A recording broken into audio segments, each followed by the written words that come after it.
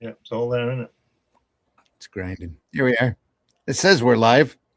Come on in, folks. If you're out there, we're starting a half an hour early. Earlier than usual. So we'll do this next couple of weeks until the scheduling gets worked out. Who's this in the private chat? Oh, nobody. It was just me.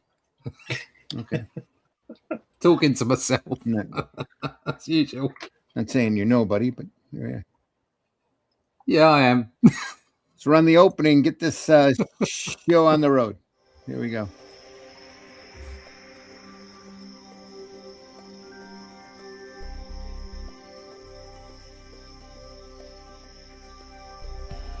What was that? This is not a charade. We need total concentration. Now, once again, this time, with theory.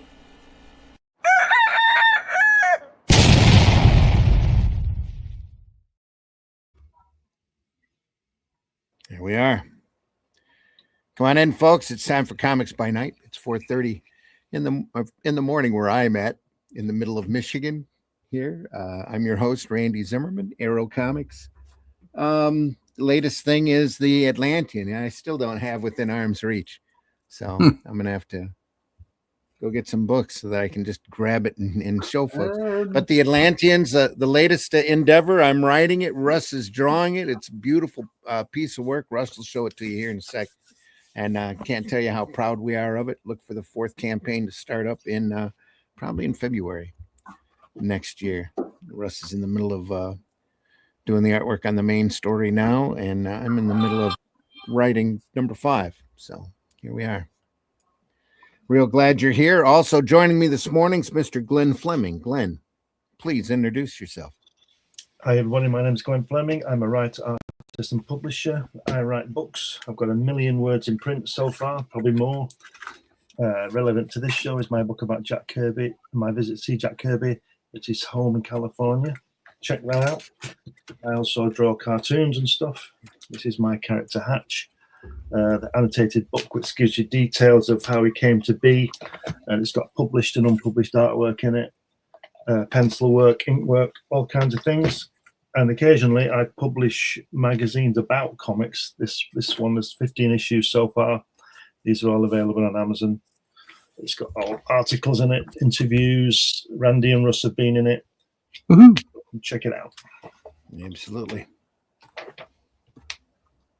Also joining us this morning, Mr. Russ Leach. Russ, please introduce yourself. Good morning. My name's Russ Leach. I'm a comic book artist from the UK, currently working on the Atlantean, like we showed you. It's under my 2000 AD books. Look at that, 2000 AD. Ooh. Wow. Yeah, that's issue 2. That's not Prog 2, is it? No. Oh, that's 236. It's just a double. I'll show you in a sec. Hold on. That's issue 2. Issue 3 is around somewhere. You can go get that online now. You can go to Critical Blast. You can go to Amazon. I know that feeling. Barnes and Noble. And you can pick up a copy there, or you can just go to russleach.com, sign up for the email list, and I'll let you know exactly where you can get all those books from. Also, when the next one is out. Currently, it's in progress. I can show you a page if you like. Show you a page of violence. How's that? Page of violence. A little of the old violence. Go. Loving a bit of page of. Whoops. No, that's not a page of violence. There's a page of violence. There you go. Ooh. There we are. A little bit of a page of violence. So we like a little bit of violence. It's sword and sorcery. It's good fun. That's just the pencils, obviously. The inks will be done. So go check out russleach.com and sign up for the email list. And if you want to find out what I bought yesterday, I bought 3 old 2000 ADs for £1 each. Oh. For £1 each. Hang on. I already got to show those now. Yeah. So I've got this one. That's quite average, that one. They're not special key issues or anything. They're just great issues. I already had this one. Oh, look at that. but it's great to flick through, and it's only £1. So Yeah. there you go. Look at that. Block Did you- Mania. Did you win And- your I think bidding thing that you were doing? Yes, I did. That's on its way. I'll show you that next week. And this one, which I remember that cover intensely from when I was a kid, mainly because of what was inside it. Oh, look at that. Look at that. Oh, there you go. Ryan Bolland at his Yeah. best. Oh my God. I wonder what that's So- worth, that artwork. It's going to say it doesn't get could better you than that. imagine? But it was just really nice to get it with that colour inside, because I've Yeah. got the story, I've got all the trade, and everything. But it was really nice to get that. And for £1 each, how can you say no? So there you go. Absolutely. My Crazy. purchases yesterday. And any of those, I would say the first 1,000 progs are all classic. Just Yeah. fantastic Well, I picked stuff. up these a little while ago as well, just a few weeks back. Again, really cheap on eBay.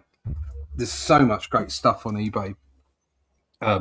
Necropolis, Oh, look at those. Oh Yeah. yeah, look at those volumes. Look That's at- awesome. look. Apocalypse War. Oh, Those See, yeah. hardback, those are nice. Yeah, they're lovely. Yeah, they're Yeah. from I think they're from like a hachette set. So yeah, they're good fun. Yeah, Wow. and again, you get Those are stuff nice. mega cheap on the on the internet. On Just gotta snip around a little. Yeah, I got the Marvel Presents with the Buscema wizard thing in that we were talking about a week or so ago, and that was like £15, including the postage. so you got it. So I got it. Yeah. So how can you not? Oh, That was my weekend sorted out. yeah, really. I'm still on high def here. Grinding just a little. It's just There pictures of we me. are. Oh, there you go. Look at that. Creativity of Ditko, even though you can't see the name because it's in beautiful red foil right there, embossed. And you can't hardly see it off of the camera. Let me get rid of my name here. There we go. We got about halfway through this book last week. We figured we'd finish it off. Great Yeah. collection of Ditko material. We're about halfway. Craig Yoe, printed by IDW.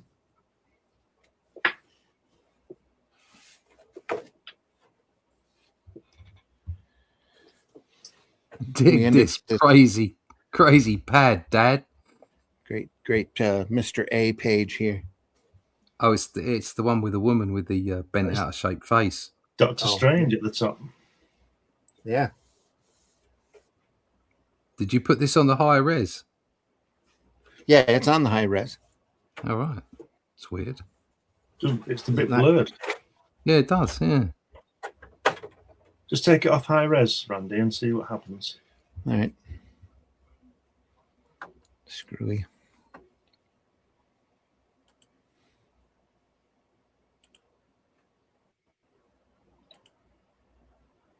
Oh, Is that any better? That's, Yeah. yeah, Yes, that's yeah, better. you just need to get a bit closer. That's all. Huh. Now we're under standard.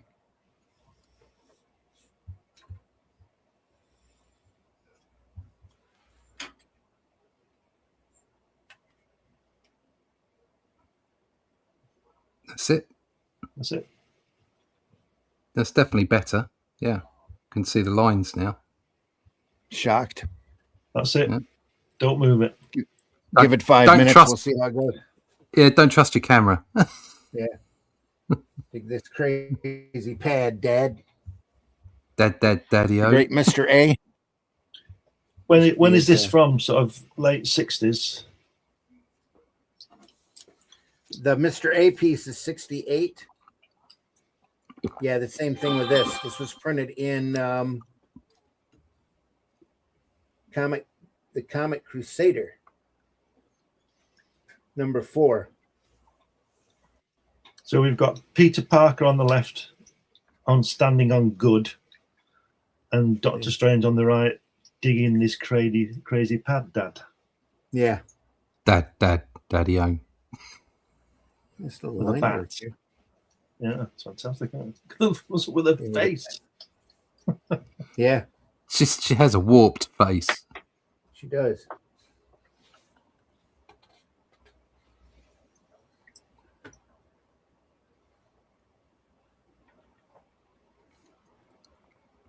Is that Dr. Graves, I think that character is from Charlton?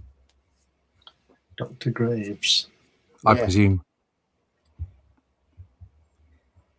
He's probably still tighten it just a little here. I take it Ditko's writing this, isn't he? Yeah. He's getting paid by the page.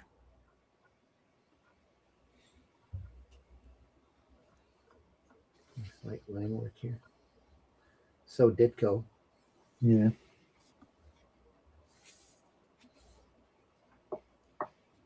The heavy warping work there.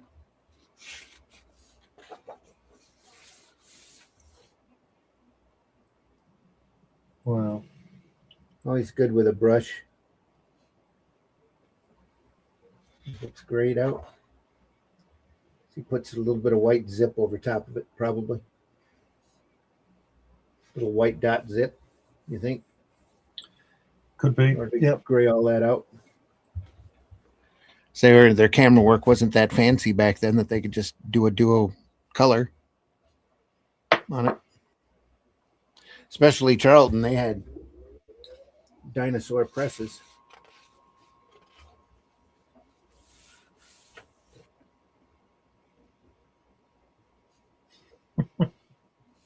So he's got his astral body and he's driving.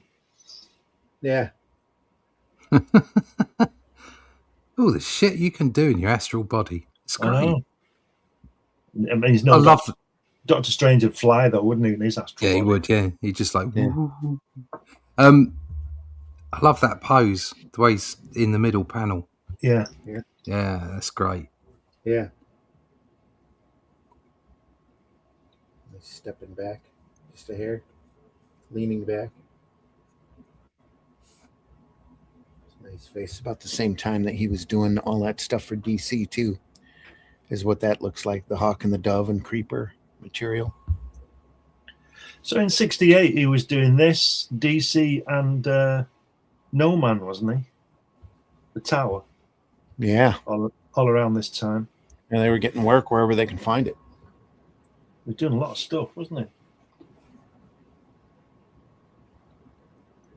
Whatever freelance work he could get his hands on. I love the way he does his flame and his smoke. It's always like it's swirling around. Yeah. Like it's moving.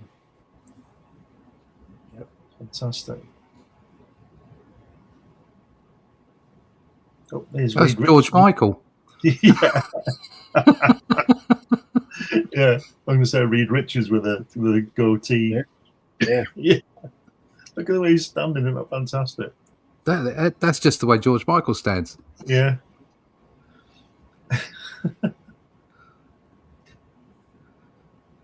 It's Dr. Graves. And to think Steve 71. Ditko probably threw all this artwork away Yeah, like, get rid of this rubbish. or used it as a cutting board. Yes. The urban legend is that he ground any original artwork that got sent to him. So there's He certainly shredded work what? back and he shredded He it. shredded. Yeah. God. Why would he do that? Or was it? Did he say somewhere that he'd already been paid for it, so he didn't need paying again or something? Yeah, something like that. That's, He didn't want wow. to sell it and make a. Well, There's also an urban legend that the Library of Congress got a big manila envelope that had all the Spider-Man 1 on it, or in it, all the originals that said you might want to keep this. I heard that those first 2 or 3 Spider-Man issues, 1, 2, and 3, were given to businessmen in Japan for how can I put it? For when they were publishing Marvel in Japan as part of a deal. Really? That's what I heard. I don't know if it's true or not, folks. There's Might, a lot of might know urban that. legends I read around it that. somewhere.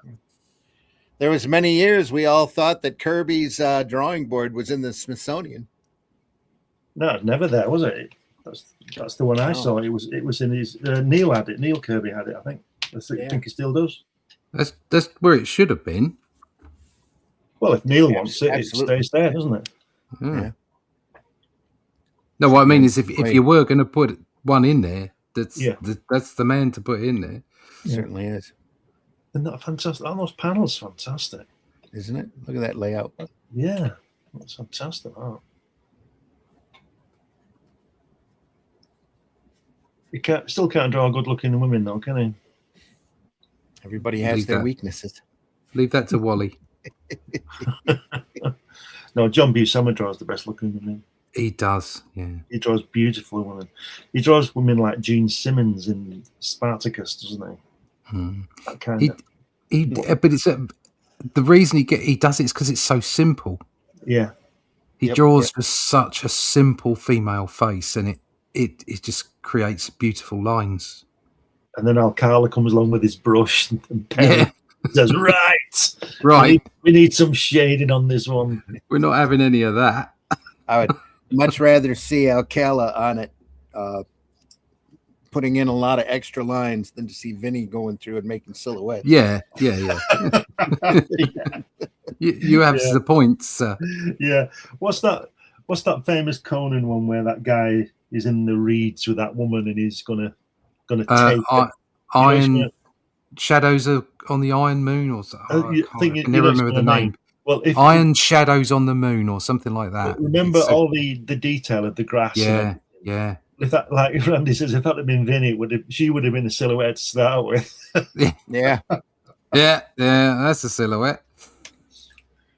That just saved us 5 hours and $400.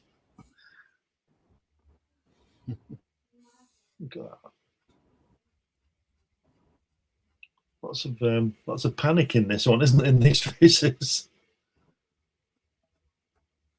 Wow. You're in prison. No. Doomed to be executed. Yeah. Oh.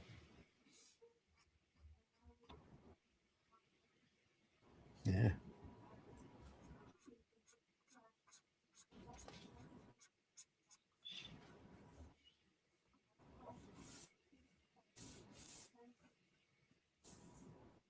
And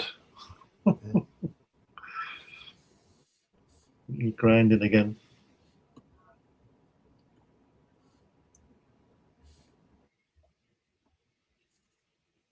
Anybody there? Again, I'm here. It's frozen. Has it frozen for you? Yeah. It's all blurry as well. Blurry and frozen. No. Yeah. I'm good here. Yeah, it's of course you are. It's local. Of course, it's good for you. There we are. Yeah.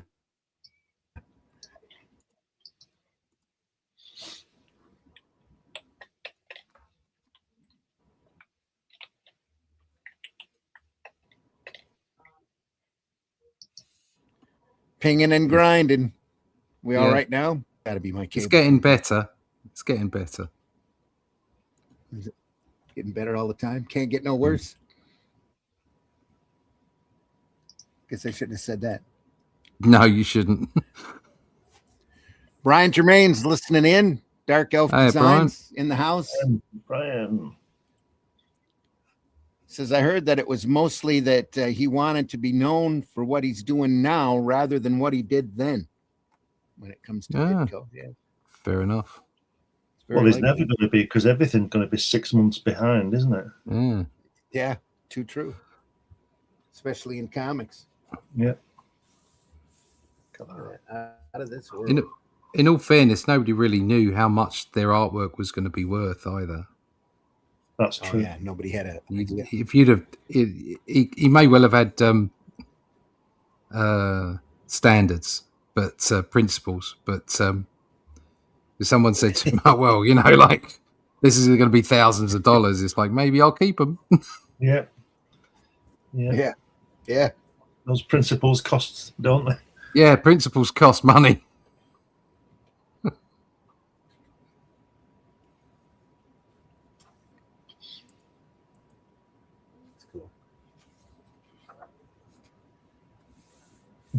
Look at her. It looks like some kind of.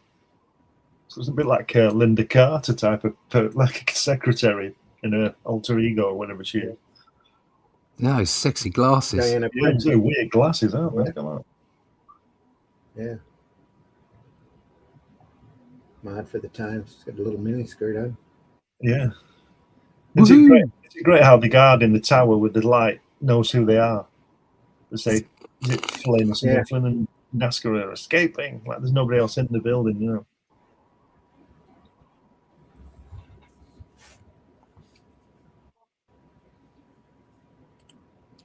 This is this channel too.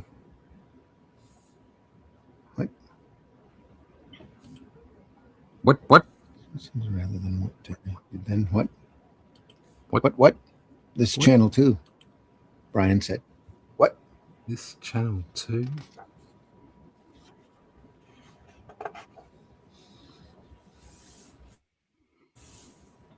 Oh, Vinny's been in. Vinny, just finished this off for me, brother. $30. The postman's going to be by in 5 minutes. Get my brush.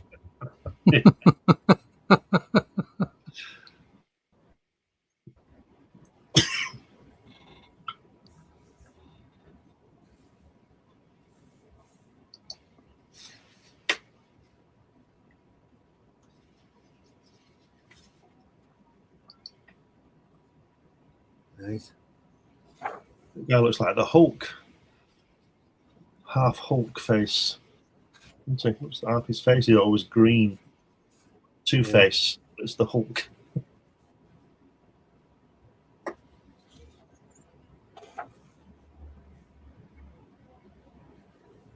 Breaking up.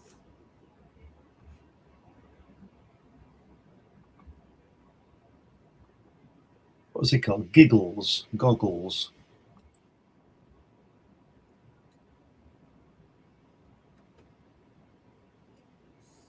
Where are you seeing that? Second page, center spread, first panel, center strip there. Is it called Goggles? Giggles or something? What's he say? What's he saying, the guy? It's called Giggles. Giggles. Yeah, Giggles. He says she can't be far. Giggles. Giggles. Right. Just a bit blurred. The character's name must be Giggles. You want me to try to tighten the definition on it? No, leave it. No, don't do it. It's fine. No. All right. No, Okay. don't do it. Don't sweat. I didn't do it. Good. Look at that. Wow. Interesting. Oh, I found out an interesting thing. I can't remember his name now.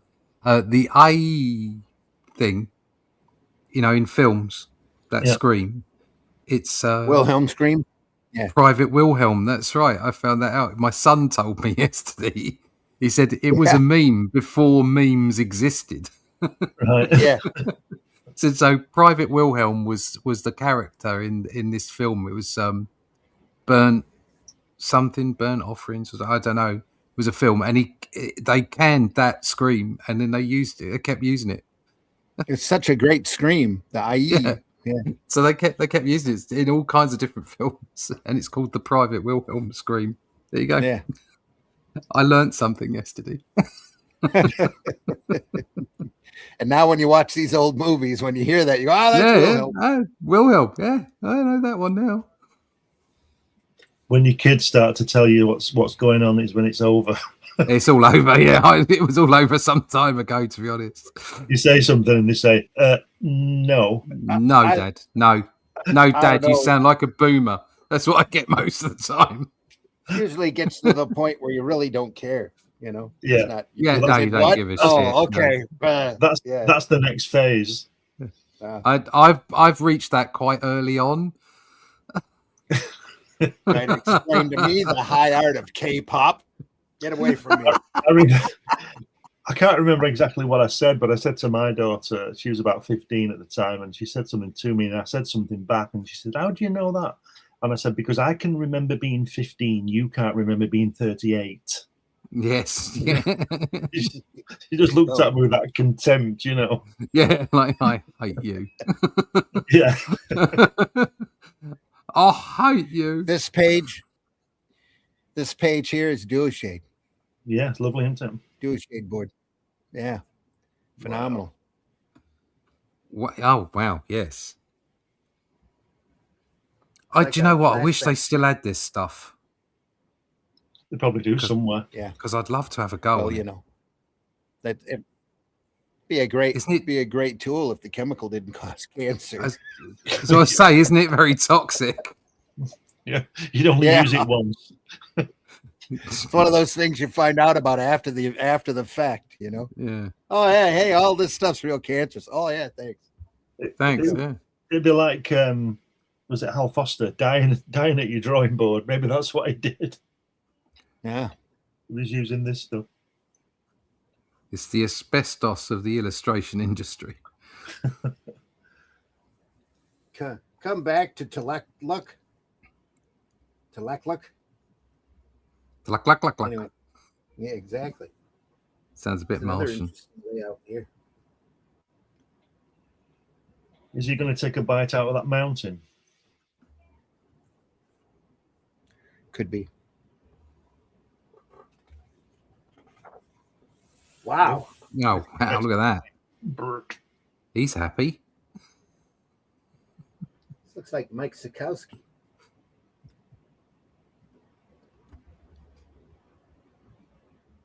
It's pretty crazy. You don't see Ditko get that expansive very often. Yeah, I'm just taking a page. Need an 8-page story? Here you go. That's 8 panels then. We'll put 6 and 5 here. It'll be fine. Well, they both crashed, haven't they? Yeah.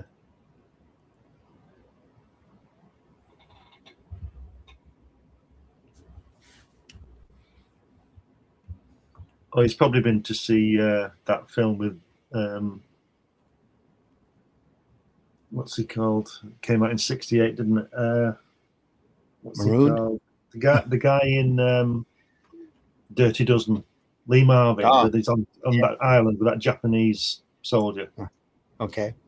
When they're fighting each other and then they learn to live together. This is the same kind of thing. Yeah. Brian says LOL following here as well. All right, it is very it is in every Star Wars movie and every Indiana Jones. Oh, he's talking about Wilhelm Scream. And I use it from time to time in my action surge streams. There we go.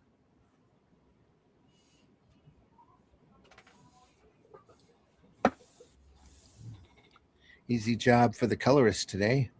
Yeah. Oh, yeah. Just slap it on.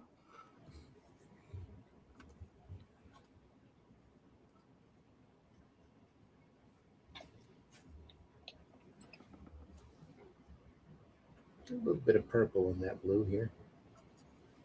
Trying to be a little artistic.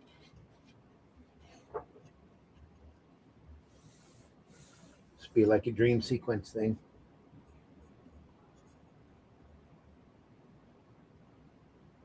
Look at that way he's got his face against his face. That's great, isn't it? That second page there. That'd be that'd great. That'd be really intimidating, wouldn't it?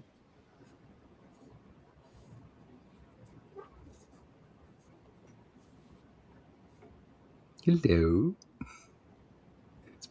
Looks a bit Sulu-ish. Hello. Yeah.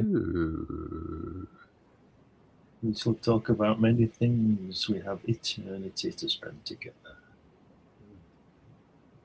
Nice.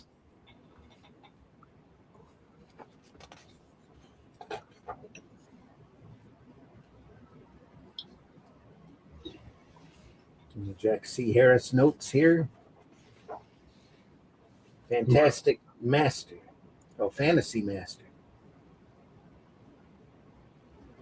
The lettering's fallen off the word balloons. Yeah. They're not even penciled in.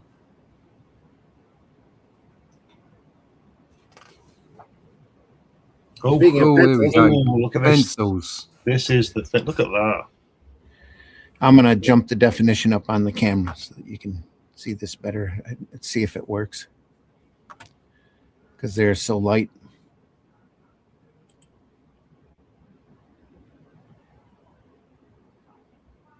Let's go there. Oh, yeah. That's good. Yep, that's Yeah. That's Good it. like that. I ain't touching it Yeah. then. Look Oh, at good. that. It's surprisingly detailed pencils, actually. Yeah. I expected them to be less. Well, if you look at the first one, is definitely, but the second one's a bit light on stuff. Mm. Yeah. I've seen ROM Space Knight pencils that Ditko did that were a lot more basic shape than this. Yeah. But that's really ROM. need, ROM was those Space Knights were always a collection of basic shapes anyway. you really need the ink work next to this to see, don't you? Mm-hmm. Well, he does what Kirby does. He puts the text on the board. Yeah.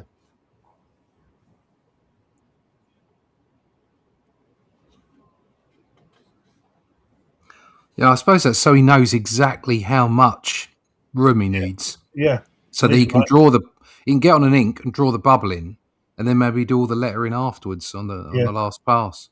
Yeah. Yeah.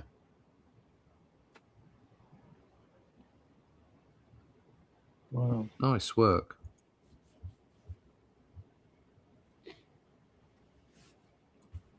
It's one of the reasons why I wanted to show off this book. We were talking earlier that we don't see very many Ditko pencils. Like he'd done the whole story on this one. Mm. Yeah. I think this was a project that didn't quite get off the ground. So these haven't been inked then? Fantasy. I don't think so, no. That's a lot of work not to be used. Isn't it? Yeah.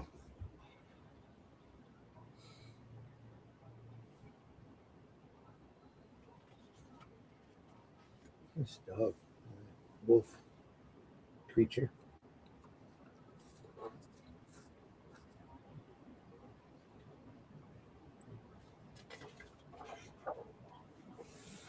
There we go. There's pencils and inks. I don't know what this was. Wow, even a rough, isn't it? That's a rough, yeah. Kurt Schaffenberger did the finished artwork on this. Let's get his signature here. Who's Jack? It says Jack, rough idea.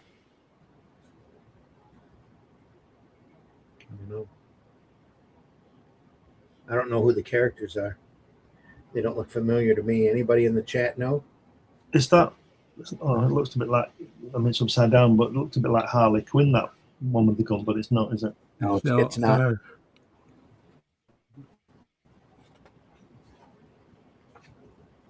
Looking for notes here.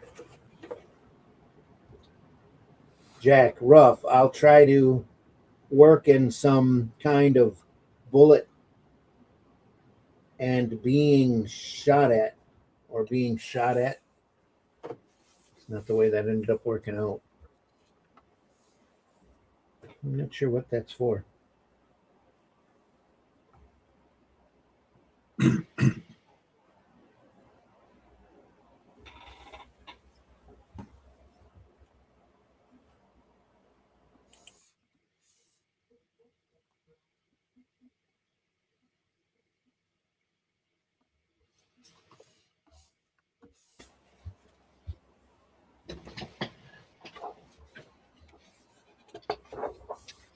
No note on the other pages either.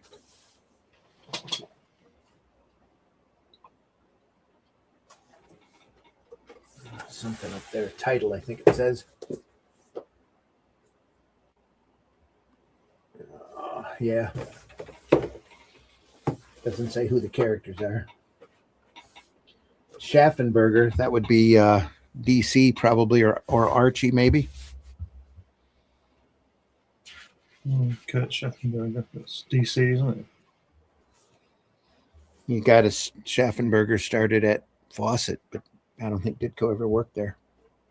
I think it was a little bit ahead of its time.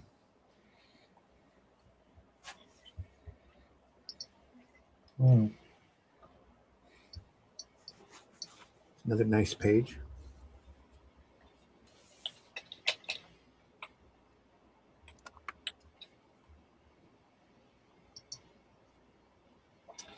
I'll have to go back and through my long boxes and dig up a bunch of old Charltons like that and take a look at them. It's a lot nicer than I remember them being.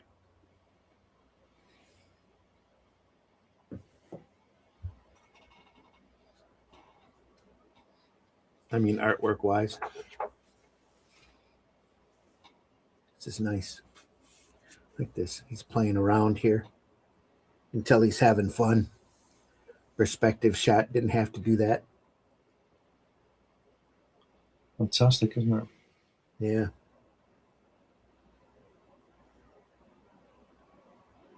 He's moving his camera real good here.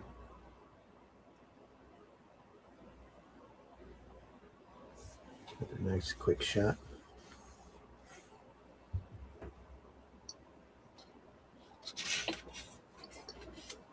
Line work here. It's great, isn't it? Yeah. Nice page, those. Snake.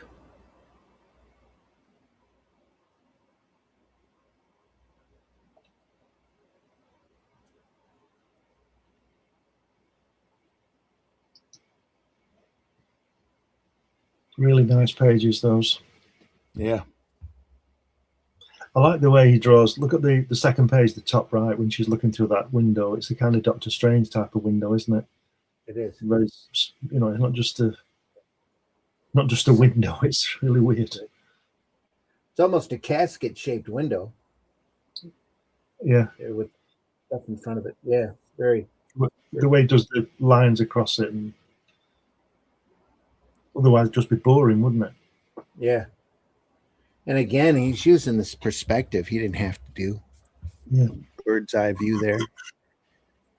It's really nice. Turned out real well.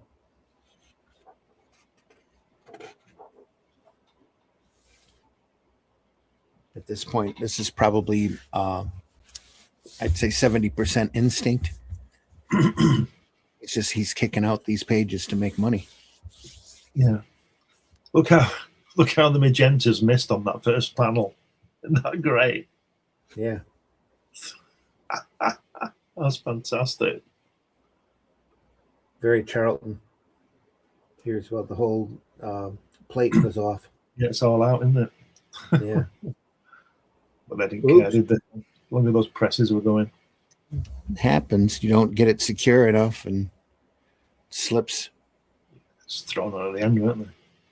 Yeah. Then you don't catch it for 1,000 issues. Exactly. They weren't bothered though, were they? Because they're all working off of a big web press and cheap newsprint. Look at that in the top three panels there on the second page. You've got the Atlantean and the Inkle. She's really going to snog him, isn't she? She's got her mouth wide open. Yeah. Oh no, she's turned into something. He's kissing a snake. Snake lady. Fantastic. I've got a snake too, he should say. Yeah.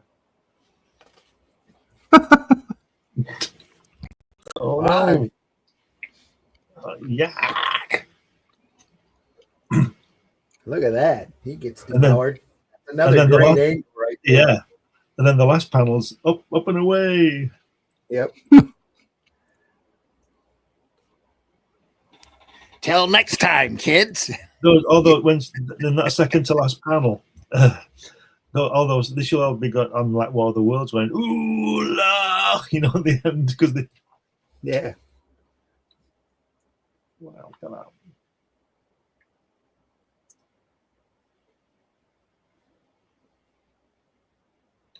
Satan's Night Out.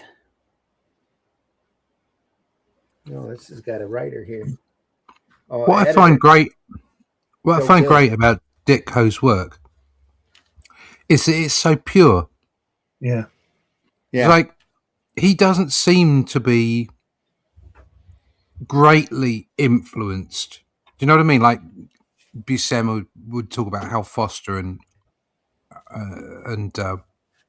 Flash Gordon and Prince Valiant, and you know that others were looking at, and then people that came beyond were looking at Wally Wood and all these other people that we've investigated. But Ditko seems to stand on his own. Yeah. Do you know what I mean? It's like it, Yeah. and he don't care. He does not care. That image with her with a snake, and then you've got the light coming down. No, underneath that one, yeah. The shaft of light, and then all those other snakes. He doesn't care. They're not shaded. He's just done an outline, and they stand out from the black of the darkness. Yeah. And it's just so Ditko.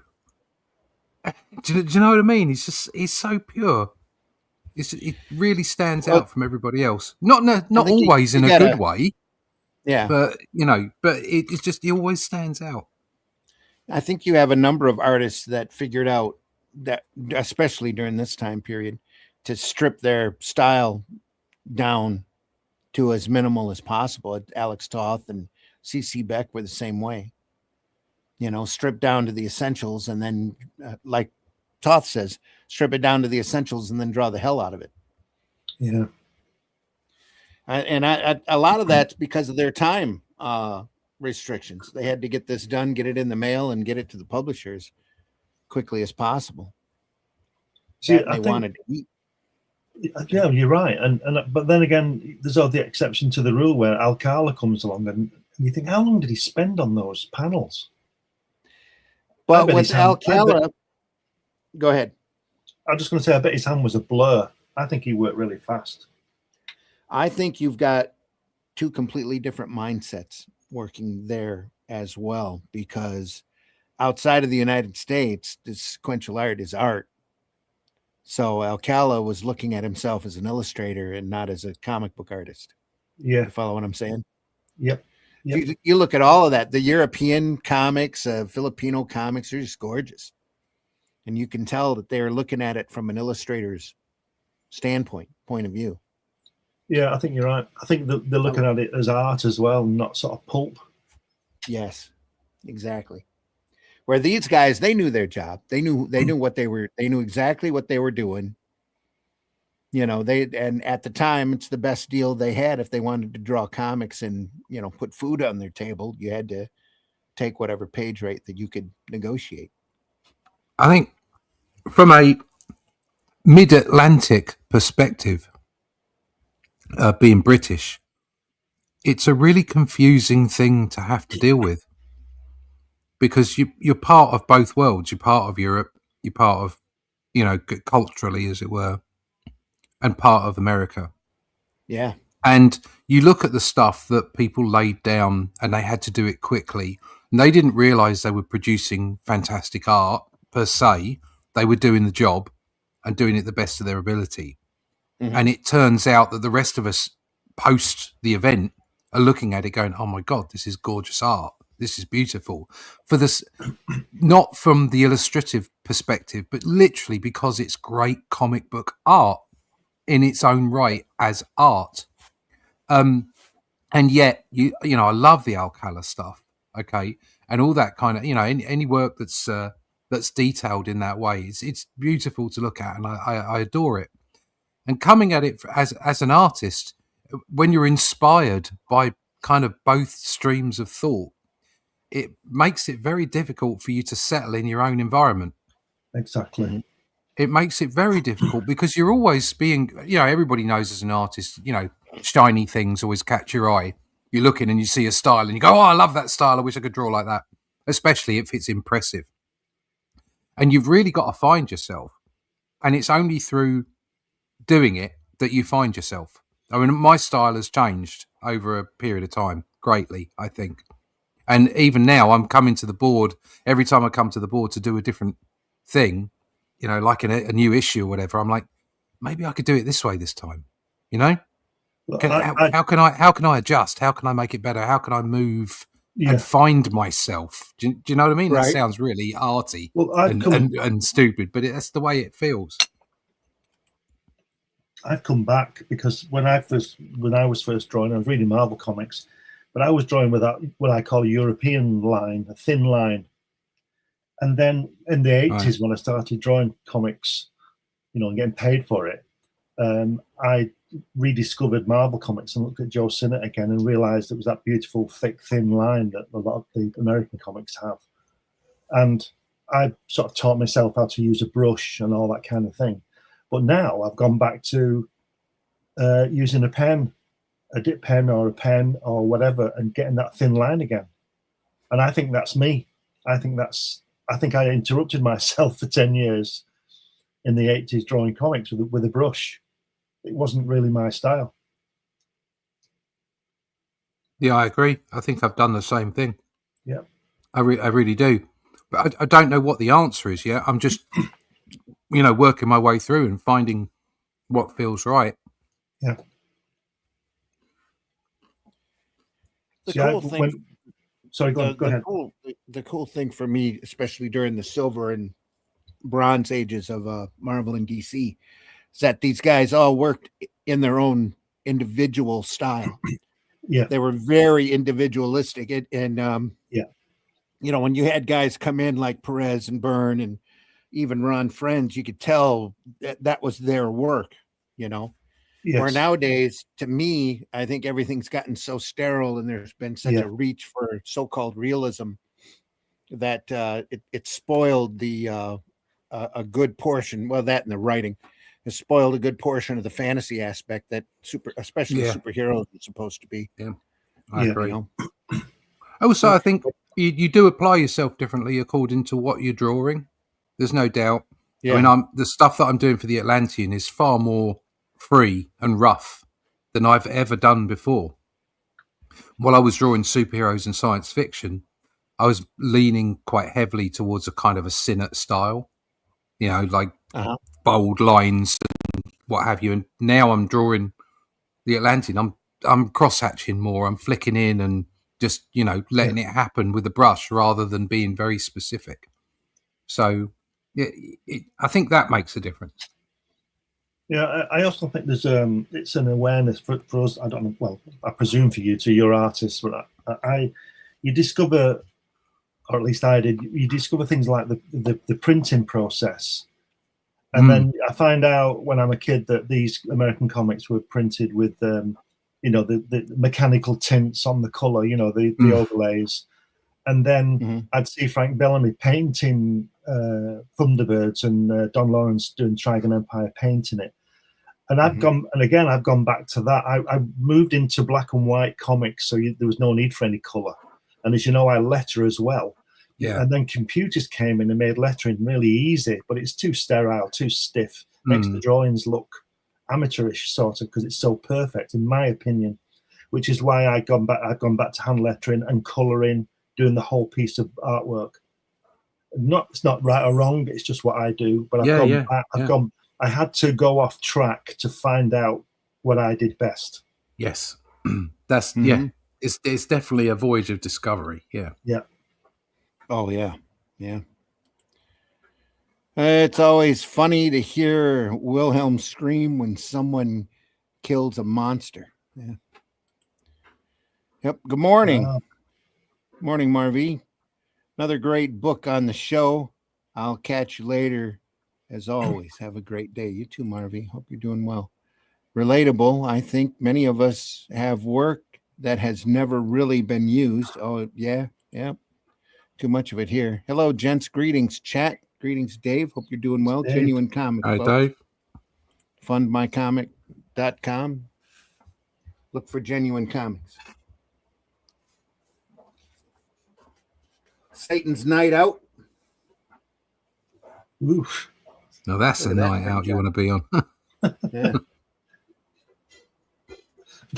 That guy at the bottom there, in the first page, last panel, looks like Robert Redford in The Sting. Silly out that he used to wear. Oh no, he's This killed guy it. just looks French. He does, yeah. He does, yeah. He looks French. He looks French. It blows into pissers. Look at that, he's killed that girl. Yeah. Oh no. Didn't have to do that. He didn't have to. He wanted to. That's terrible.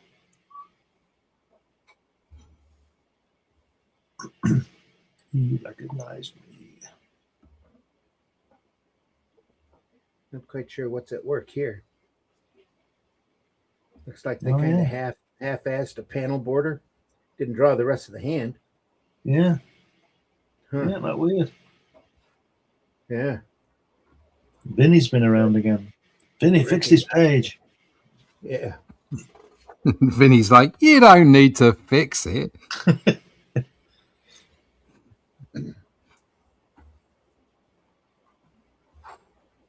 Poor old Vinny. Look at that face. Yeah, it's fantastic faces. That look at the guy above. He's disgruntled. Yeah. Yeah. I'm gonna get you kids. Little negative space working here. Yeah, I was saying that great the way he's done that. Yeah. Fantastic. Something Toth would do. Yeah.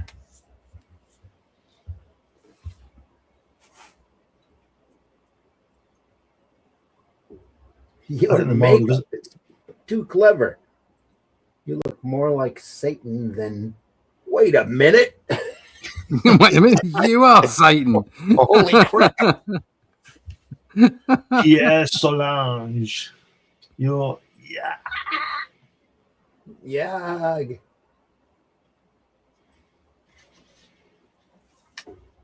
The heck is that?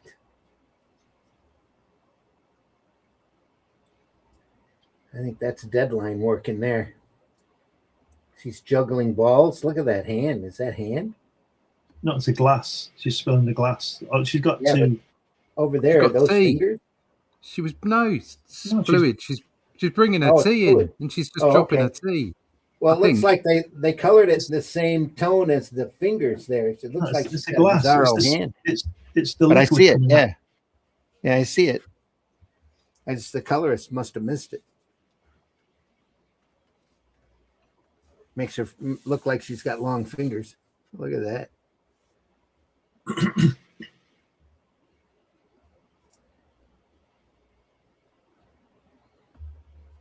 And there it is again.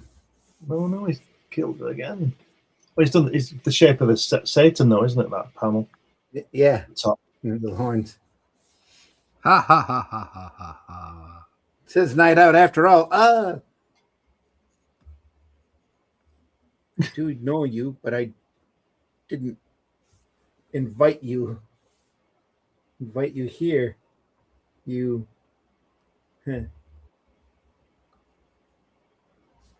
Mrs. Bain, she's fallen from the balcony.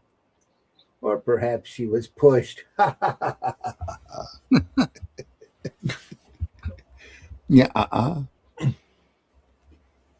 Look at the way he's written that. It says the guy at the bottom there is going ha ha ha ha ha. The guy. It's all good stuff, isn't it? It's not funny anymore. I've got 3 more to go. Ticking them off in his box like he can't remember 3. Vinny in the house here.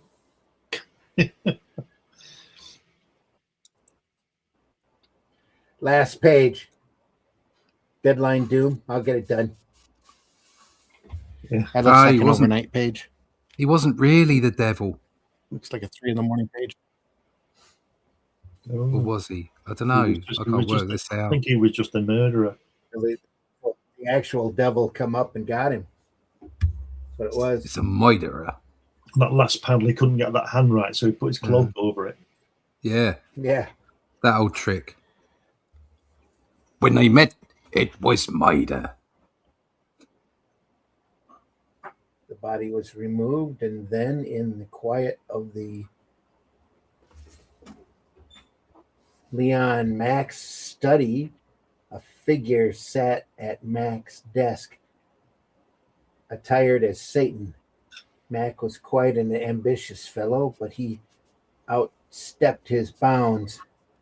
I allow no mortal to usurp my powers.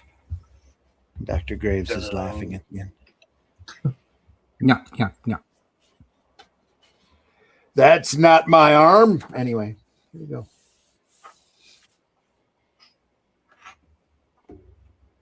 The the deepest cut of all. Pelowski is credited with the script here. Pellowski.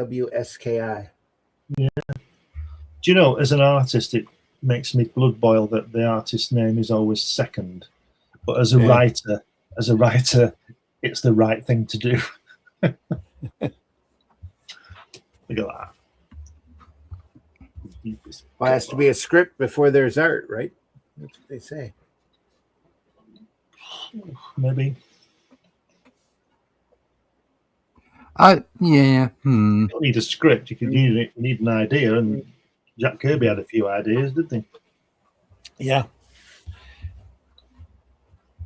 I think it's difficult to label it, and I think the problem with the labels is that it's created in an environment where people put one above the other,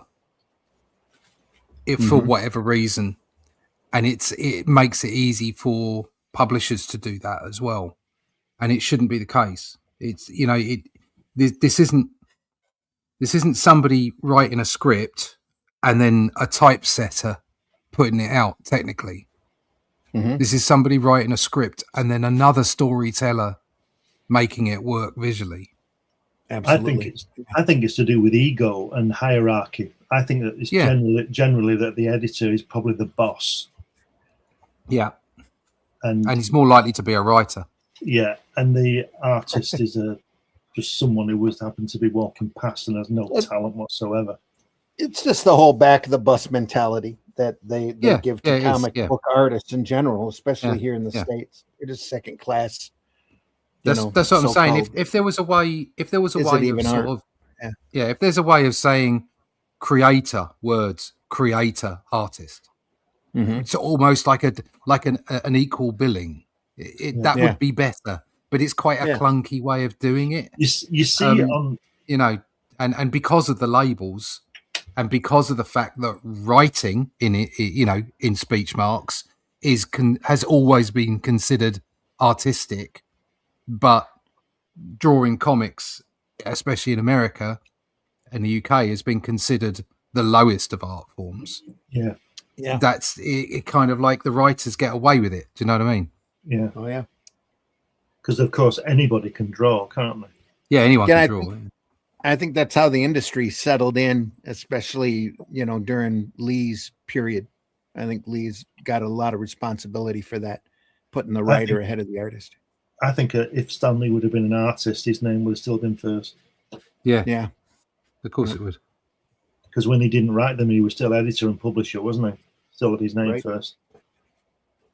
But I think it's to do with ego, because if you look at the movie posters, you'll see. Let's say, for argument's sake, you've got a film and it's got Al Pacino in it and Robert De Niro. Yeah. You'll get Robert De Niro, and they're both looking at you from the poster. You'll get Robert De Niro on the left with Al Pacino's name over the top of his head. It's like they have to share the equal billing, either with the face or the name. If not that, then the guy who paid for all the bills. Samuel L. Bronkowitz presents. Yeah. Yeah.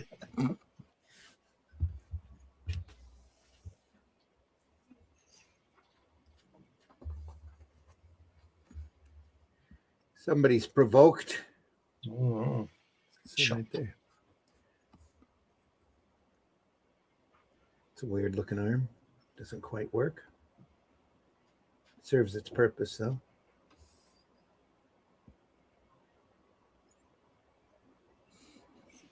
Come back, I love you. That looks almost Gil Kane-ish. It does, yeah. That's mustache and those eyebrows. Yeah.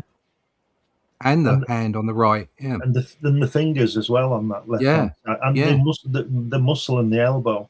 The whole thing looks very Gil Kane-ish. Yeah. Yeah.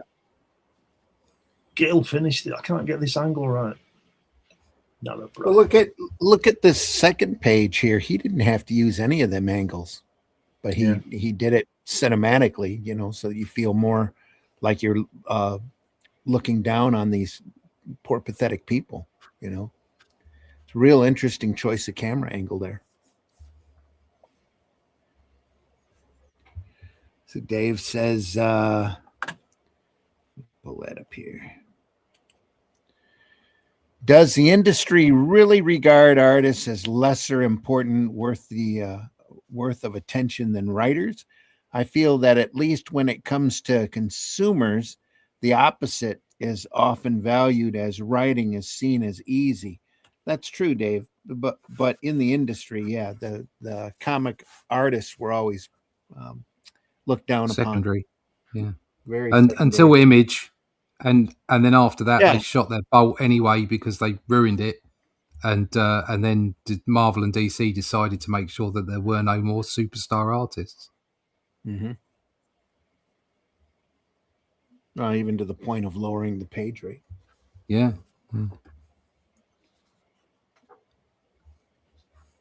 Still, you know, their page rates aren't remotely close to the amount of time that they put into the work. Page rates haven't changed for 30 years. Yeah. Realistically, they haven't. And I think that's without inflation being counted. Yeah. I remember reading an article about, I can't remember the guy's name, who produced Sad Sack. And he came out of the army in 1946 or something, and he created Sad Sack, and he was the top paid artist writer of that time, even more than Eisner and people like that. But because he was such a simple soul and didn't want to upset anybody, he never asked for a raise, and he was still on the same page rate in 1975 or something. Yeah, still making 35 a page. Yeah, that's right. And he was the lowest paid. Yeah, because it didn't increase. You know. Yeah, they're never going to give you a raise unless you ask for one. No. He was a machine at that point too, though. He was cranking pages out. Well, yeah, I also at a crazy rate. Yes, there's a lot of material there, and I read an article with Shooter years ago in Comics Journal. He remembered that from when he was a kid and sort of looked into it and found out that the guy was almost destitute. I can't remember his name. The artist writer guy, the creator, was almost destitute, and he bought the rights to it, and this guy still had all the artwork, and Shooter gave him, I presume, a nice check. And but Marvel have got the artwork, and they've never reprinted it, as far as I know. And this is 1987, so I'd like to see that. The Sad Sack material. Yeah, really. Shooter was a top bloke. Yeah. Lots of from what I can tell. Just obviously, I wasn't there. I don't know, but from what I can tell, he put people's noses out of joint. But after being in the industry for a while and being in other industries where I had to get work done. I've been an art director. I've been a coder. I've run my own business, and like a proper business, data management. Not necessarily particularly creative business, right? Mm-hmm. And we had to get shit done when we were told to get it done, or we didn't get paid. It's as simple as that. Yeah. And after being in those industries and being in this industry, and there's a lot of people out there who aren't going to like what I'm going to say. But there's a lot of flaky people, a lot. Oh yeah, and because Jim Shooter, and Jim Shooter was obviously talking to the top talent at the time, so they weren't flaky, okay. But some arty people, some creatives, I'm creative as well, but they can get a little bit touchy. And Jim just wanted the shit done. Yeah. He had a ship to steer, and it was a business, and he needed to get the work done. And I wasn't there, so I can't argue with anyone who was there.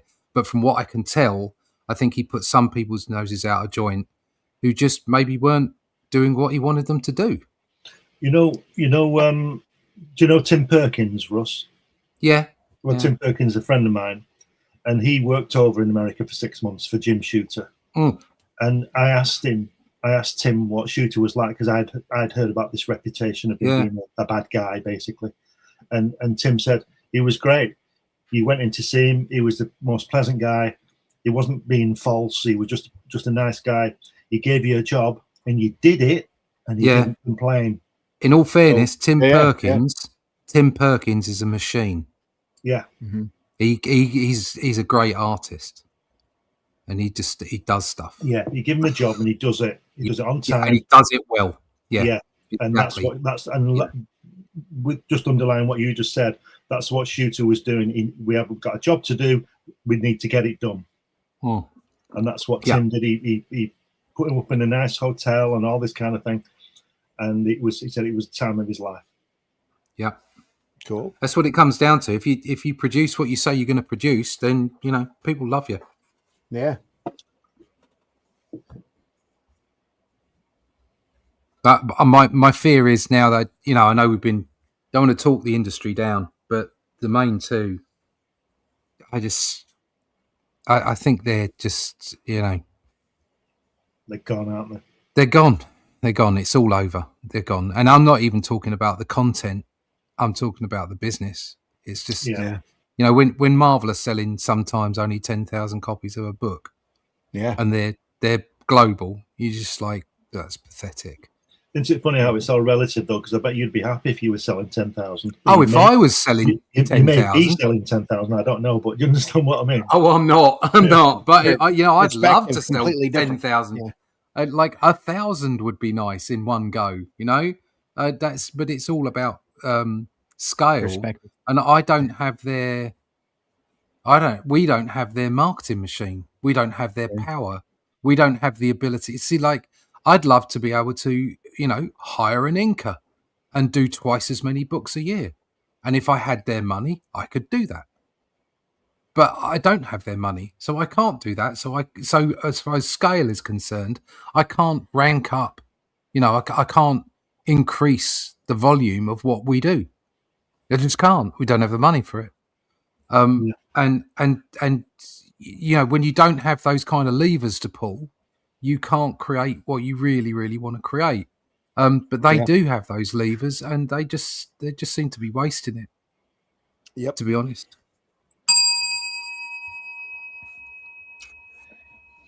But let's not talk it down. This is fabulous. Meanwhile, back to Ditko. Meanwhile, back to a genius. The doorway to nowhere. I wonder where this goes.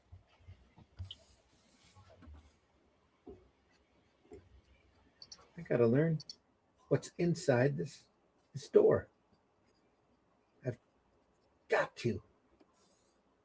Hugo Craig was certain that no doorway could lead to nowhere, but might have been better for Hugo that one failed doorway did lead there. Oh no, Hugo. Hugo's an idiot. Yeah. Wow. Werewoods. That's cool. Werewoods. That's so Ditko. Look at all those squirrely lines and grabbing trunks.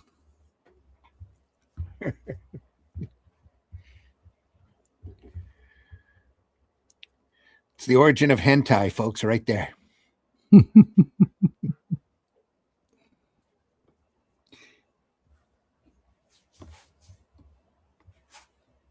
What are those tentacles going to do? Yeah, wah, wah. Wah, wah. Help me, wah. Wah.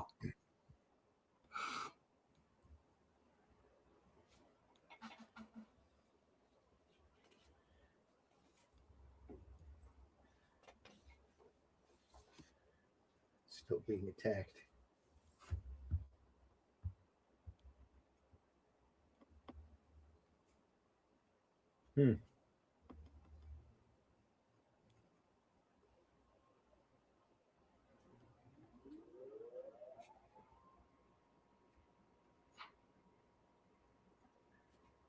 Cityscape there. Futuristic architecture. More woods, just open here. No need for detail. I wonder if he left that open thinking that he'd fill it in later. Yeah.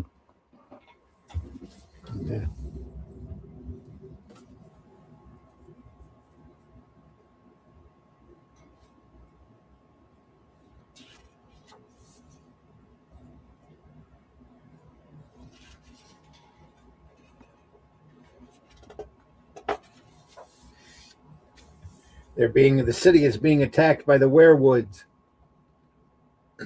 Kaboom. Wow, there we go. Look at that hand. It's like a weird twist.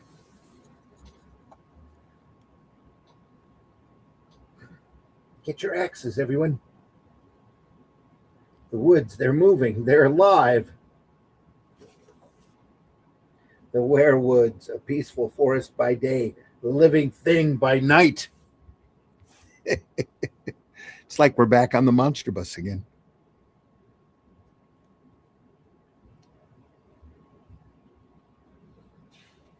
Everybody still with me? Yeah. We're just stunned. All right. Staring at the werewoods. Staring at the werewoods.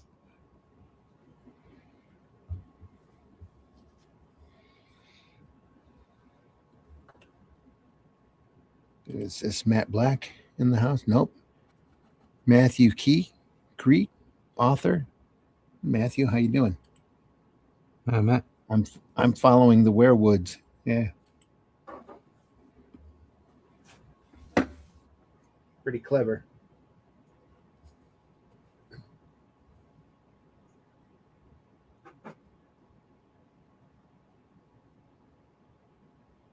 See Ditko looking at the calendar going, when is this due? Get my number 3 brush. The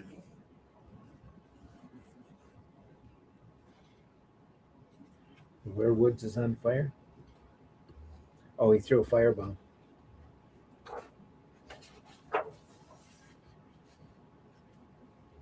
Huh.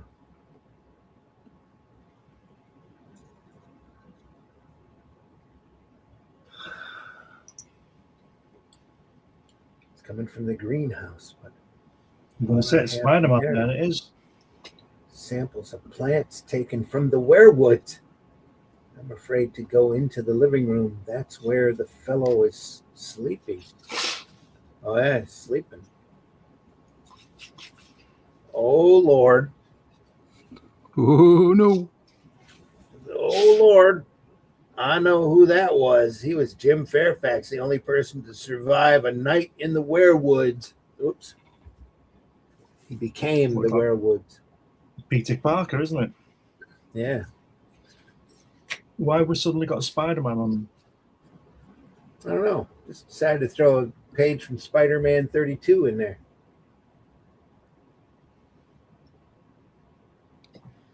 It's great, though. Wise. Yeah. Fantastic. Also known as a cutting pad. Amazing Spider-Man original art courtesy of Heritage Auction. It's been one of those rare pages that actually came up for auction.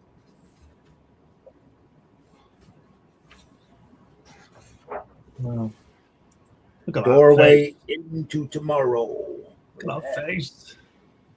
So, look at that thick brushwork. Yeah. Yeah.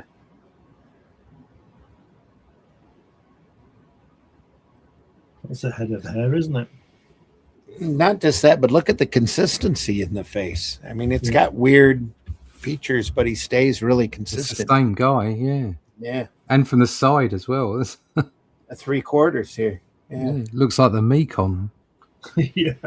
Yeah. The Mekong with Ronald Reagan's wig on. Yeah. I actually understood that remark. Yeah.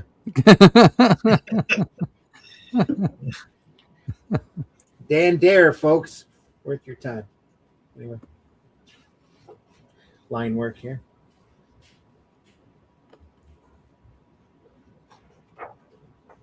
If you want to cry at the state of comics, read The Man Who Drew Tomorrow about Frank Hampson and how they treated him.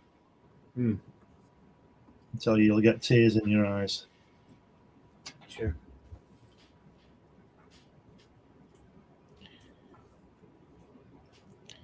Got a lot of his Dan Dare work. Yeah, it's fantastic. Yeah. Should put that on the list. I've got those first 50 Eagle comics. All right, right. I've got Original the Yeah, originals. Yeah, I've got the originals. yeah. Wow. Yeah. I've Yeah. got a beautiful collection. I want to say that Titan kicked it out, but I'm probably wrong. Of the painted pages of Hampson, all collected. Nice. It's really pretty. It's Lovely. probably it's so old. It's so old. The glue on the binding is stiff, and Wow. the book cracks when you open it up. You know, it's Best kind of books. yeah. It's an old trade, but the spine on those trades have solidified so Yeah. much that when you open it up, you risk having pages fall out.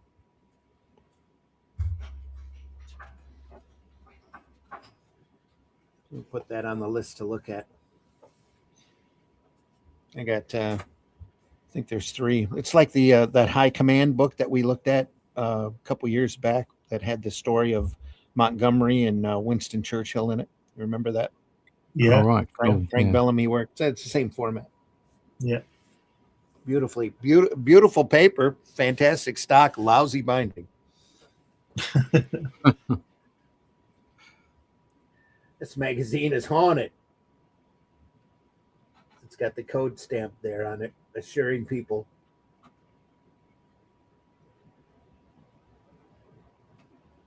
Look at that. Screw your backgrounds. I'm on deadline.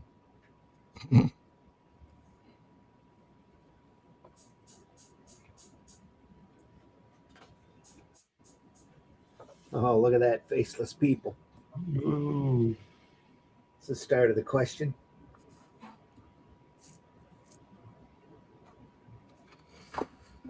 Blobs.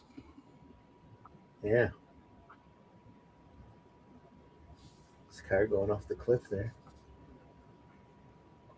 Oh, it's just flying, it looks like. All you need on those blob faces is some clutch cargo lips. Yeah. Yeah. Yeah. Just to freak you out. Even more. Yeah. Yeah.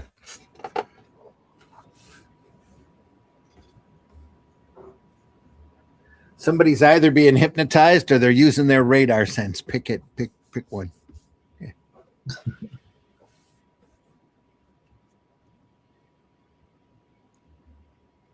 Look at that face. Oh, they're putting faces on the guys, transferring them.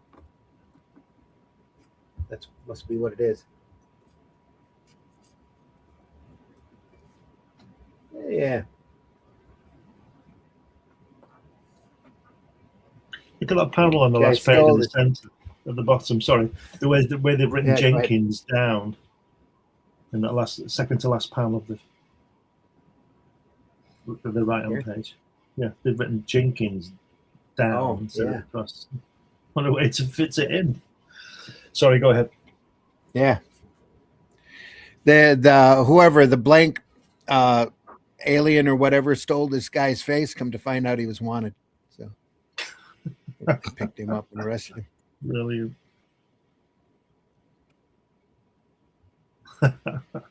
That's like that story where I think it was in Tales of Suspense or Journey into Mystery maybe, where he was in black and white. Did you see that one?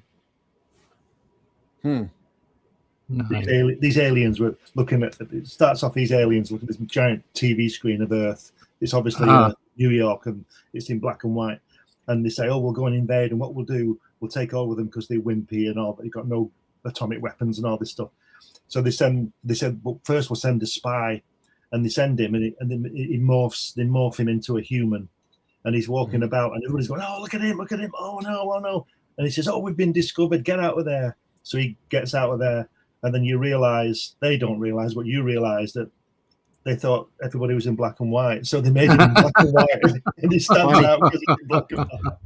It's just brilliant. That is hilarious. So there's super technology, but not color tellies. Oh, the last laugh. Ooh, look at that. Oh, teeth. Stan Lee and Steve Ditko.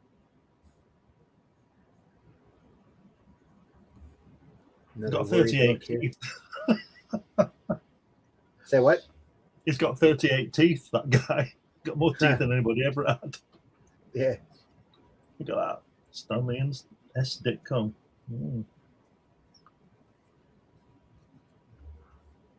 What a fantastic book. Yeah. The other books in this series. That's a funny stuff. Fritz the cat. Yeah. This is El Cap material.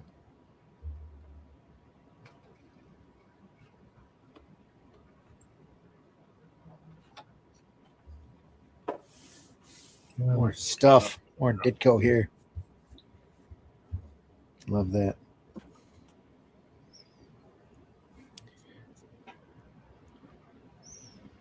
Looks like a coloured ruff, doesn't it?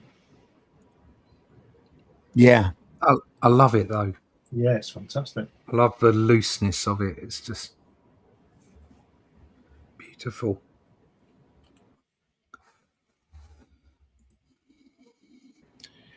Well, in his later years, Ditko kicked out, I think, one or two graphic novels a year. Like what Eisner was doing. You had to be part of his, like, his mail order service and pay money. And he'd kick out this little print on demand type book before there were crowdfunding. So yeah, I think that's what he ended up doing the last few years of his life. I think the days of the newsstand floppy and all that kind of thing is gone. I think it's graphic novels now.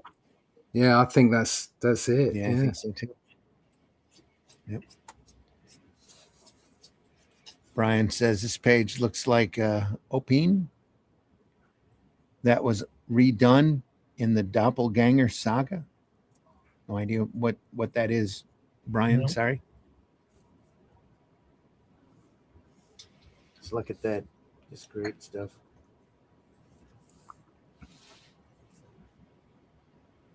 Nice. Very good. That was The Creativity of Ditko, folks, by Craig Yoe. Certainly was. Love that cover. Says it all. Says a lot. Next week, folks, we'll look at more stuff, more great stuff. Might not necessarily be Ditko. I'm not quite sure what we'll look at, but we'll look at something good. This Sunday, starting this Sunday, we're going to go through this book here. I thought maybe you'd enjoy it. Some guy named Alan Davis. Oh, not Alan Davis. Alan Davis, The Nail. Justice League of America. It's kind of an Elseworlds story. That the premise is Mom, Pa, Kent run over a nail while they're out driving, and instead of finding the baby, other things happen. And because of this nail, the entire world changes. And Alan Davis wrote it, pitched it, wrote it. I think Mark Farmer went through and inked it. But he gets to draw every DC character. Wow. Wow. And it's absolutely beautiful. If you're familiar with Alan Davis's work, I would consider this to be one of his greatest on the American comic side. Just give us a quick That he did. preview. I've not seen this. Oh, there you go. That is nice, isn't it? And it's all through here, just phenomenal stuff. And It's it's very literally Neil Adams-y. Oh yeah, literally every DC character is in this. As they show what happened to that world when Wow, come on. Ma and Pa Kent didn't find the baby.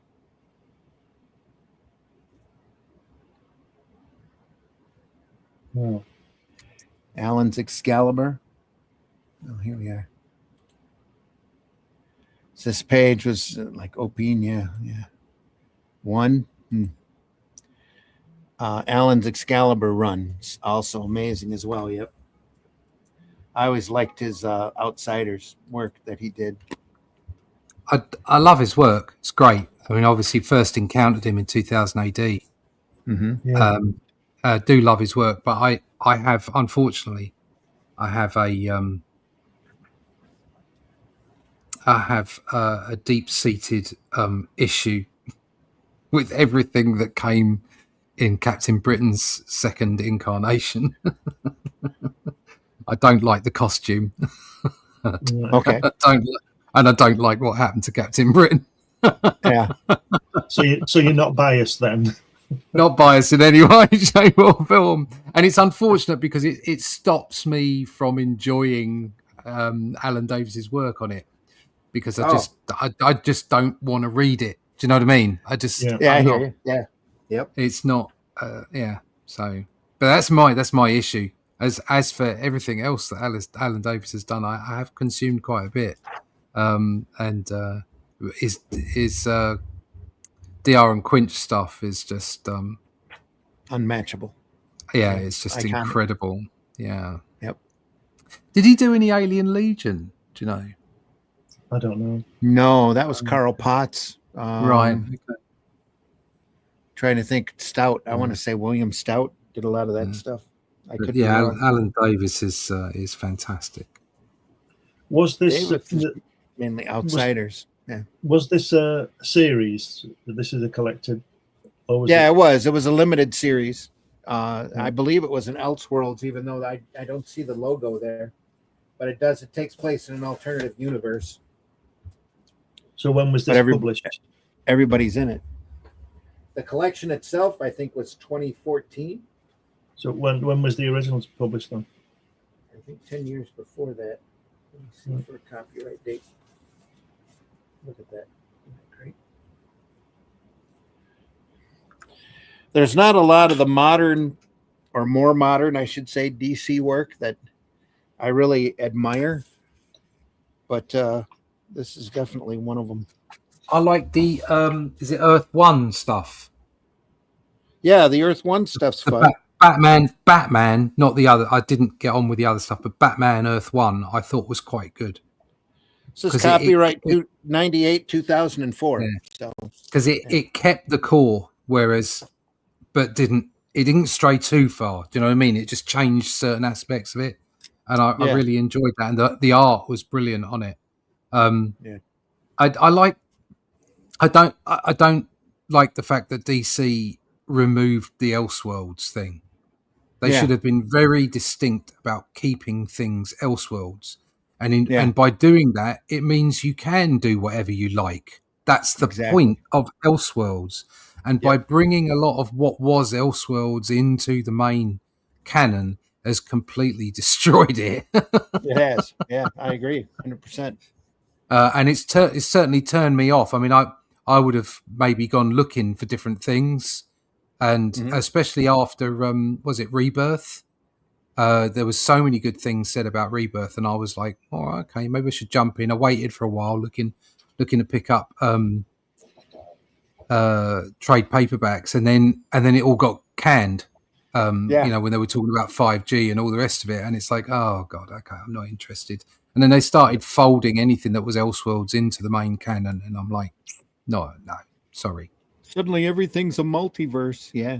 Yeah, it's like, oh, really? That's No. where I never really got into any of that stuff. I can't be bothered with all Earth 59 and Earth 602. I can't be arsed with that. No, I think that the Elseworld stuff was cleverer than that. It wasn't like saying, "Oh, yeah. look, this is a bunch of multiverses within the mainstream canon." That's what it ended up being, which is a very lazy way of doing it.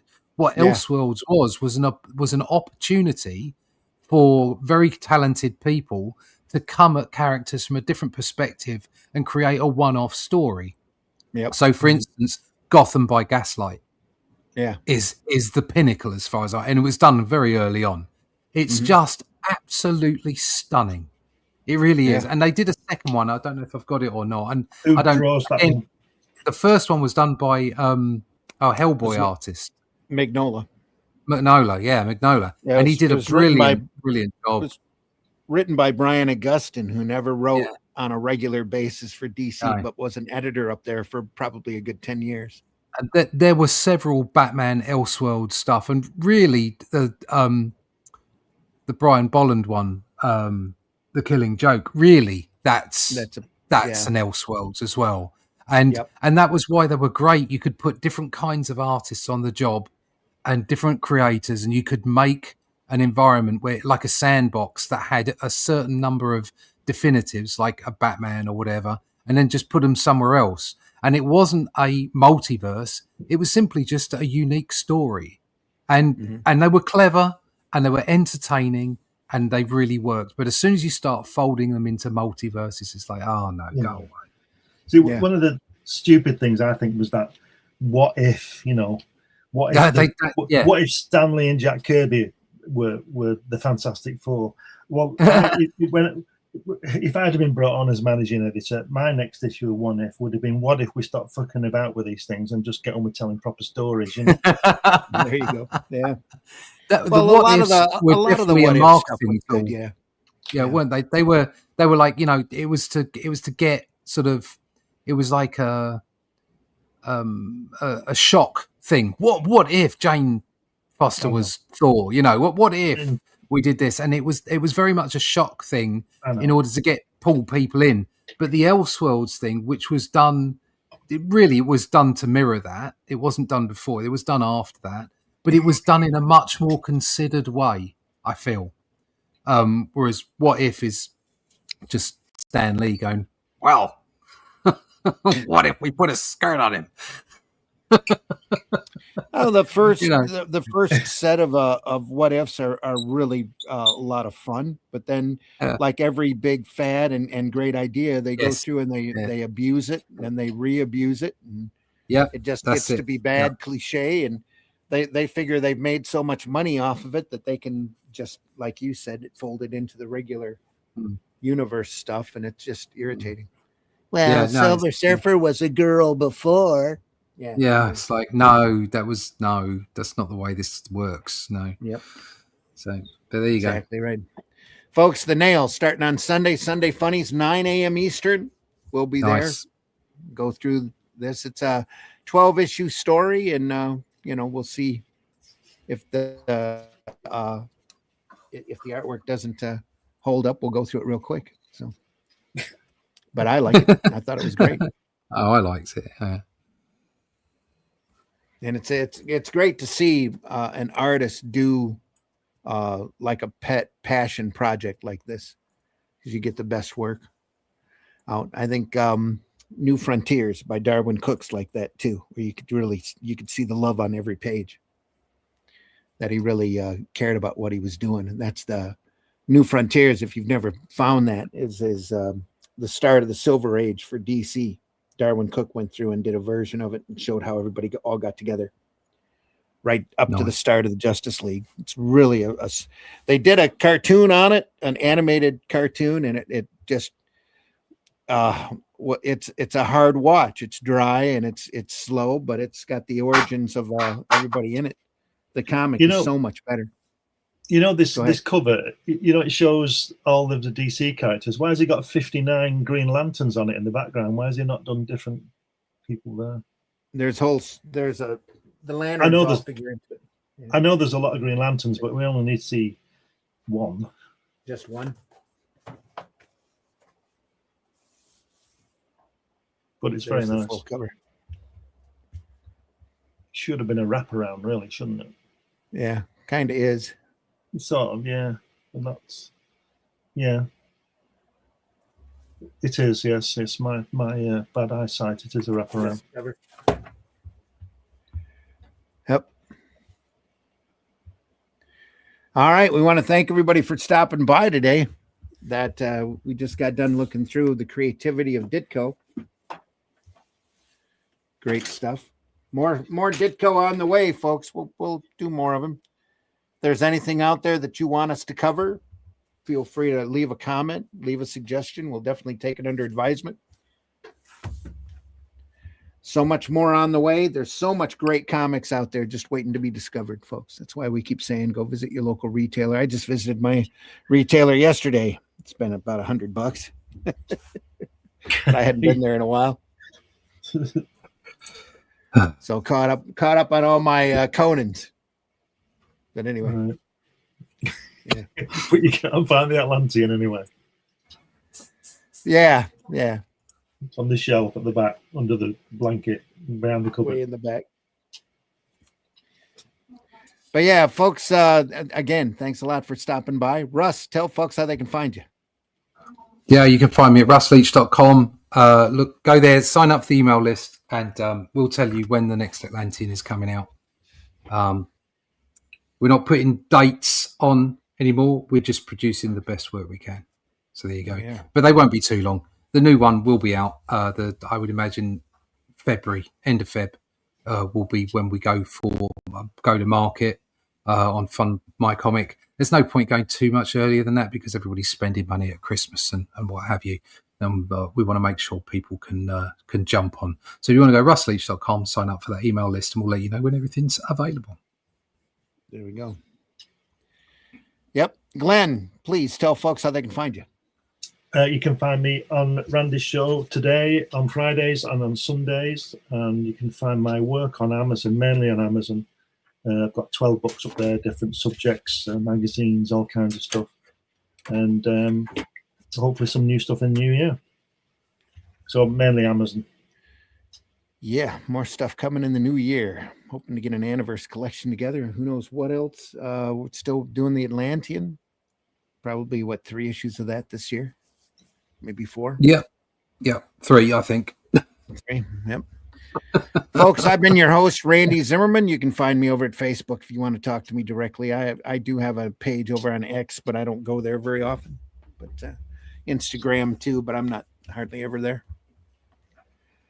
Other than that, folks, russleach.com. Get over there and sign up for that mailing list for the Atlantean. Very proud of those books. They're all each is meant to be read individually, but if you read them in a row, it'd start with the Shadow Kingdom that we adapted last year from Howard's iconic story. Start there and work your way out. There's kind of a good full story there, but it's individual chapters. Each book's made to be enjoyed separately or in a row if you want. Man, I think that's it. Come back and see us on Sunday, 9 a.m. Eastern time. We are archived over at the Comic Book Black Belt YouTube channel, the Randy Zim YouTube channel, and the Indie Comics Network YouTube channel. Please go over there and subscribe. We are, that just goes to help our algorithms. We're not asking you to subscribe so that we get monetized. We're not monetized. Any ads that you see here, if they're not for our stuff, is made for parody purposes only. And we deeply appreciate you stopping by. If you want to show your appreciation for this show, you can do 3 very important things. First thing is like this program. Any kind of interaction, even if it's a thumbs down, goes to help our algorithms, and we deeply appreciate that. Hit that like button, that love button, or whatever platform you're watching us on. The second thing is subscribe. Subscribe to whatever platform you find us on, because that also goes to help our algorithms. It doesn't we're not asking again. We're not looking to be monetized. We just want to get out there in front of as many eyes as we possibly can. And then if you enjoyed this program, tell your friends that we exist. Have them stop by and take a look at our archives, at the wide variety of material we've looked through over we've been doing this for what, 3 years now, 2-3 years on a regular basis. And we've built up a nice little library for everybody to look through. So go over there and enjoy our archives, and feel free to comment, like whatever program you're watching over there, because it all goes to help our visibility and get out there in front of other people. Including 12 episodes of Watchmen. 12 episodes of what? We just got done doing. It's a classic. Who knows how many episodes of Haunt of Fear? All of the Two-Fisted Tales are in there on Comics by Night. We'll be going through New Gods and the Fourth World stuff here eventually as well. So, all sorts of greatness on the way, folks. And anything that you, like I said, want us to look at. I've got all the Sin Cities. I've got all the Daniel Torres. I almost pulled out my set of Star-Lords to sit there and look through, because you don't see those out very often. Early Carlos Esquera. No. This is the English Star-Lords. Oh yeah, of course, yeah. With they are dogs in it. How many have you got of those? I got the run. Oh wow, right. Oh, that's one of the few things that I didn't when I got rid of the early 2000s that I had. I kept all those Star-Lords. One, because I enjoyed reading them a lot, and two, because I knew they were super rare and that nobody. I had the run. I had never run across the set. I had the whole lot. Yeah, that's when I first started picking up 2000 AD regularly, because I'd picked it up prior, but it was when Star-Lord joined with 2000 AD. That was when I first started picking it up regularly. So I did the Star Wars run, and then from then on, and I had that whole collection.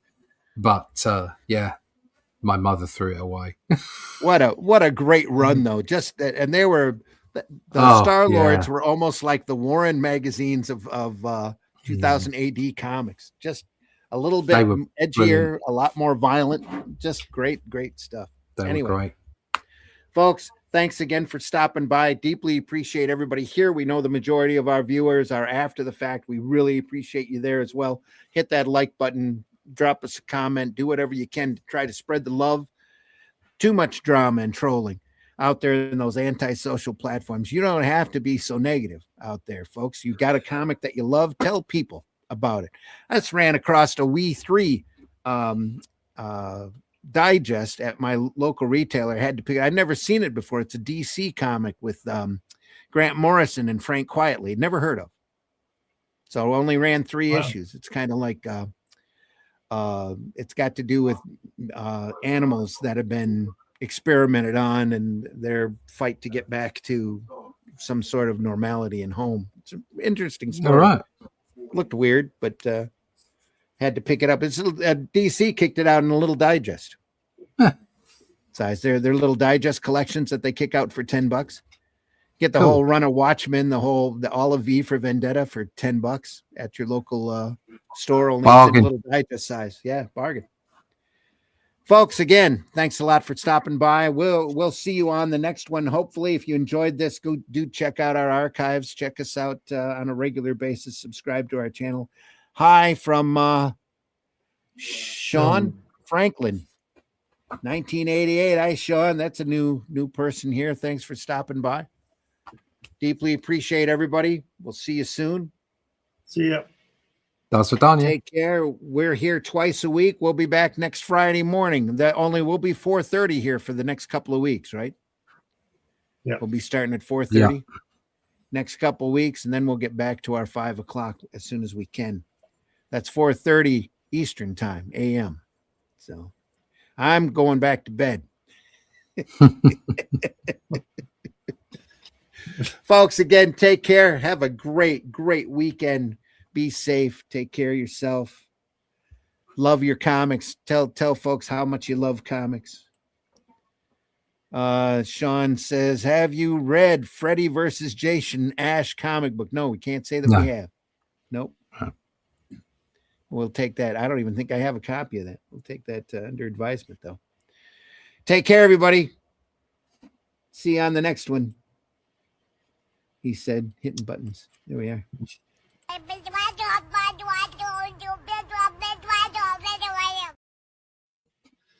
Exactly. And here we go. Pick one. There we are.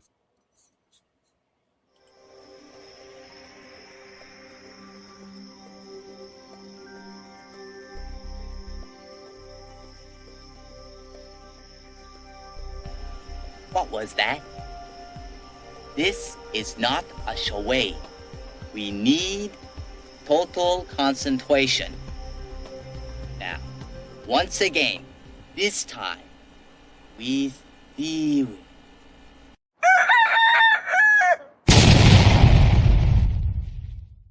This week's top story, bullshit.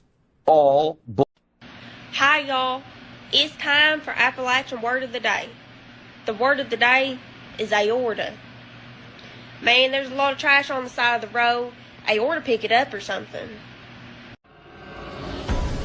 In the time before Atlantis sank, when the lands of this world were savage and untamed, one man would claim his destiny, seizing his place as a king. After defending his throne and learning the devastating truth of the Serpent Kingdom and its deadly cults, King Kull in his right hand ruled the Spear Slayer, make a solemn vow to hunt down and destroy the hidden empire of these serpent demons. These are the tales of those journeys. This is the Atlantean. Tales inspired by the brilliance of Robert E. Howard, featuring his first barbarian characters as introduced in the pages of his classic tale, The Shadow Kingdom.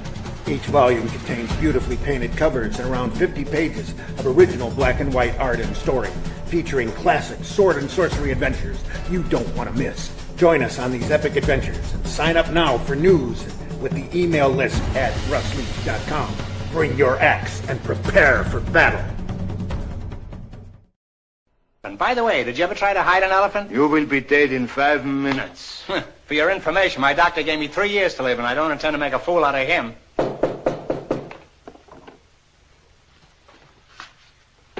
Come in.